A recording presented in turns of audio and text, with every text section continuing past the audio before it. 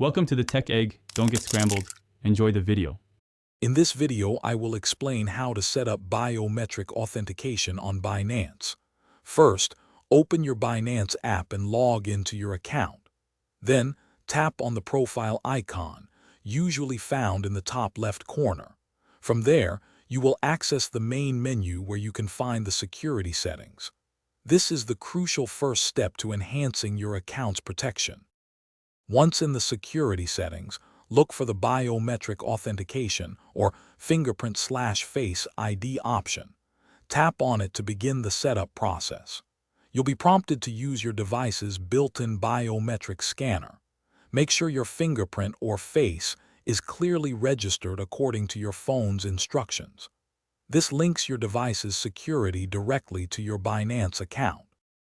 After registering your biometric data, Binance will require a final verification step. This usually involves entering a verification code sent to your registered email or phone number. This extra layer ensures that only you are making changes to your security settings. Once confirmed, your biometric authentication will be active and ready for use.